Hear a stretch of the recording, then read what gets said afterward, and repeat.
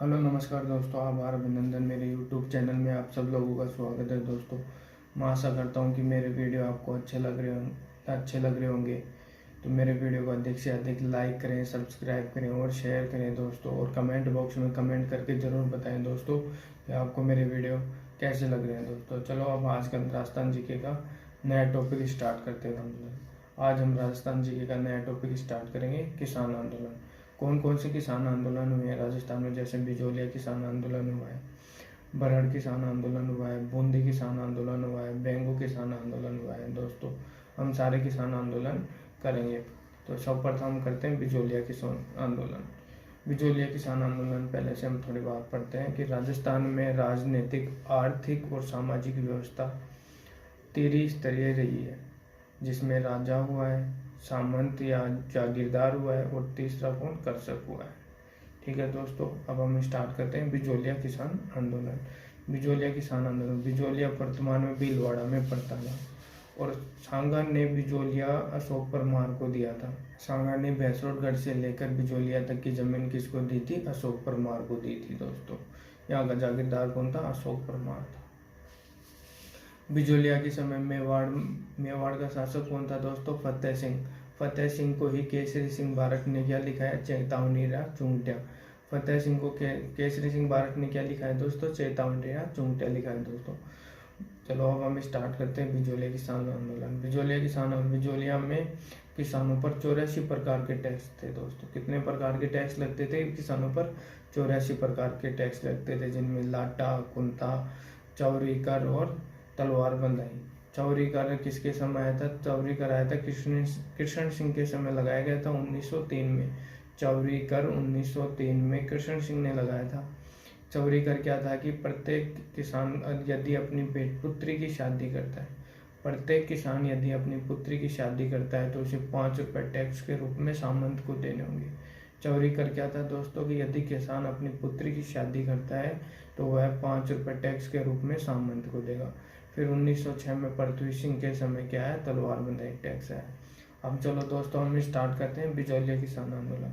बिजोलिया किसान आंदोलन 1897 में शुरू हुआ और 1941 में कंप्लीट हुआ।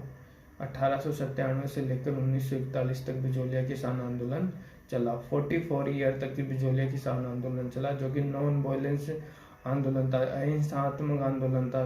प्रथम अहिंसात्मक आंदोलन कौन सा है, बिजोलिया किसान आंदोलन। और बिजोलिया किसान आंदोलन 3 चरणों में हुआ है दोस्तों। मेरे साथ आप लिखते भी जाओ, मैं थोड़ी स्पीड स्लो करके फिर आपको बता रहा हूँ। बिजोलिया किसान आंदोलन 1897 से शुरू हुआ और 1941 तक चला दोस्तों। 44 साल तक यह शासन चला। और बिजोलिया मेवाड़ के प्रथम श्रेणी का ठिकाना था दोस्तों। क्या कि जो बिजोलिया है वो मेवाड़ के प्रथम श्रेणी का ठिकाना रहा है दोस्तों। ठीक है, और बिजोलिया 3 चरणों में कंप्लीट हुआ है दोस्तों। कौन से, बिजोलिया किसान आंदोलन 3 चरणों में कंप्लीट हुआ है और तीनों ही चरणों का नेतृत्व अलग अलग लोगों ने किया है। प्रथम चरण का नेतृत्व किसने किया, साधु सीताराम ने 1897 से लेके 1915 तक। प्रथम चरण कब तक चला, 1897 से लेके 1915 तक चला और नेतृत्व किसने किया, साधु सीताराम ने। फिर द्वितीय चरण आ जाओ, द्वितीय चरण 1916 से लेकर 1923 तक चला। कब चला द्वितीय चरण दोस्तों, 1916 से लेकर 1923 तक। द्वितीय चरण कब चला दोस्तों, 1916 से लेकर 1923 तक। नेतृत्व करता कौन था, विजय सिंह पथिक, जिनका मूल नाम क्या था, भूप सिंह गुर्जर। फिर तीसरा चरण आ जाओ, 1923 से लेकर 1941 तक। तीसरा चरण कब से कब है, 1923 से लेकर 1941 तक। नेतृत्व किसने किया, हरिभाऊ उपाध्याय और माणिक्यलाल वर्मा ने। तीसरे चरण का नेतृत्व किसने किया, हरिभाऊ उपाध्याय या माणिक्यलाल वर्मा ने। चलो दोस्तों हम प्रथम चरण स्टार्ट करते हैं। प्रथम चरण स्टार्ट करते हैं, ठीक है। गिरधारीपुरा नामक गांव में गंगाराम धाकड़ के पिता का मौसर या ओसर था। ठीक है दोस्तों, मौसर ओसर किसे कहते हैं, मृत्यु भोज को क्या कहते हैं, मौसर ओसर। गिरधारीपुरा गांव में गंगाराम धाकड़ के पिता का मौसर या ओसर था। ठीक है दोस्तों, वहां पर किसान इकट्ठा हुए थे। सबसे ज्यादा कौन से जाति के किसान सर्वाधिक थे, कौन से किसान थे दोस्तों, धाकड़ जाति के किसान सर्वाधिक थे। वहीं पर आए हुए थे साधु सीताराम। वहीं पे कौन आए हुए थे? साधु सीताराम। सभी किसानों ने अपना मुंह लटका रखा था। तो तब साधु साधु सीताराम ने पूछा था कि क्या हुआ, आप कैसे मुंह लटका रखा है आप लोगों ने?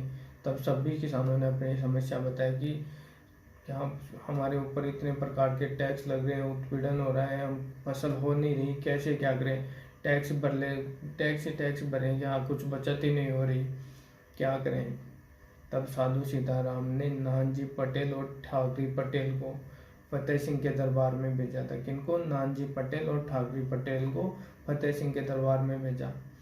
और नानजी पटेल ठाकरे पटेल पहले तो मेवाड़ में घूमते रहे, फिर उनको लगा कि अब तो दरबार में जाना है। उनको इस बात का डर था कि यदि विरोध में दरबार में जाएंगे तो कहीं राजा हमें मृत्युदंड ना सुना दे। तब उन्होंने एक पर्ची ली, पर्ची में अपनी समस्याएं लिखी और राजा की टेबल पर रख के, फतेह सिंह की टेबल पे रख के आ गए। जब फतेह सिंह को पता चला कि क्या बात है, तो उन्होंने समस्या को जानने के लिए हामिद हुसैन आयोग भेजा था। क्या तो दोस्तों, कौन सा आयोग भेजा था? हामिद हुसैन आयोग भेजा था बिजोलिया में, जिसके हामिद हुसैन आयोग भेजा था बिजोलिया में। ठीक है दोस्तों, प्रथम चरण इतना सफल नहीं हुआ। इसी के साथ प्रथम चरण कंप्लीट होता है। क्या क्या बातें हैं प्रथम चरण में? एक तो वो चौरी कर याद रखना, एक तलवार बंदाई याद रखना। और प्रथम चरण का नेतृत्व किसने किया? साधु सीताराम ने किया। राजस्थान में किसान आंदोलन का प्रथम नेतृत्व करता कौन है? साधु सीताराम। और भारत में किसान आंदोलन का प्रथम नेतृत्व करता कौन है? विजय सिंह पथिक। ठीक है दोस्तों, ये बात भी आप याद रखना। और कौन जी? नानजी पटेल और ठाकरे पटेल को फतेह सिंह के दरबार में भेजा। और केसरी सिंह बारट ने फतेह सिंह के लिए क्या लिखा है? चेतावनी चूंटिया। जब वो फतेह सिंह दिल्ली दरबार में जाने के लिए राजी हो गए थे, तो रास्ते में उनको चेतावनी चूंटिया दिया गया था, जिसके फलस्वरूप फतेह सिंह दिल्ली दरबार में शामिल नहीं हुए थे। ठीक है दोस्तों, अब हम चलते हैं द्वितीय चरण। द्वितीय चरण का नेतृत्व करता कौन है? विजय सिंह पथिक, जिनका मूल नाम क्या है? भूप सिंह गुर्जर। भूप सिंह गुर्जर।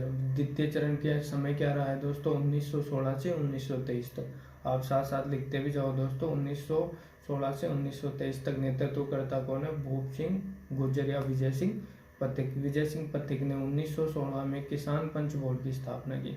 किसकी स्थापना की दोस्तों? किसान पंच बोर्ड की स्थापना की। फिर 1917 में ऊपरमाल पंच बोर्ड की स्थापना की। कि कौन से? ऊपरमाल पंच बोर्ड की स्थापना कब की गई? 1917 में। 1918 में क्या हुआ कि प्रताप समाचार पत्र निकलता था कहाँ? कानपुर से, जिसमें बुजोलिया की खबर छपती थी। 1918 में क्या हुआ? प्रताप समाचार पत्र निकलता था कहाँ से? कानपुर से। फिर 1919 में बिंदुलाल भट्टाचार्य आयोग बना। 1919 में क्या बना दोस्तों? बिंदुलाल भट्टाचार्य आयोग। पेपर में सीधे सीधे क्वेश्चन आते हैं कि किसान पंच बोर्ड की स्थापना कब हुई, ऊपरमाल पंच बोर्ड की स्थापना कब हुई, और बिंदुलाल भट्टाचार्य आयोग की स्थापना कब हुई। इसी के साथ फिर 1919 में ही वर्धा महाराष्ट्र में राजस्थान सेवा संघ की स्थापना हुई। कहाँ किसकी स्थापना हुई दोस्तों?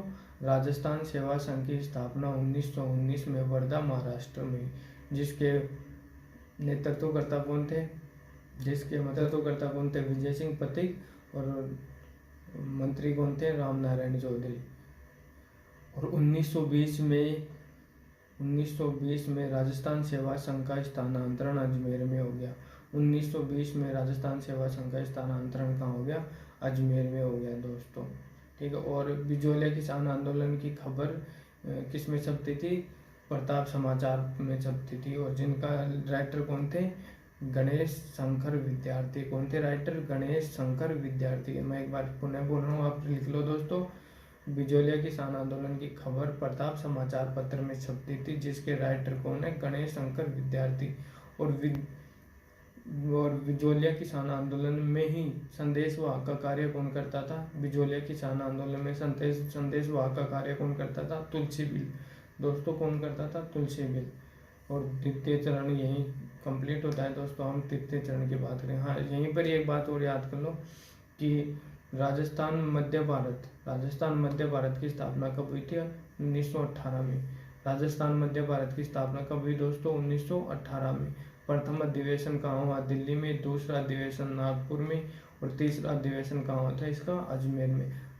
राजस्थान मध्य भारत सभा की स्थापना कहाँ हुई? राजस्थान मध्य भारत की सभा की स्थापना कब हुई? 1918 में। प्रथम अधिवेशन कहाँ हुआ? दिल्ली में। दूसरा अधिवेशन कहाँ हुआ? नागपुर में।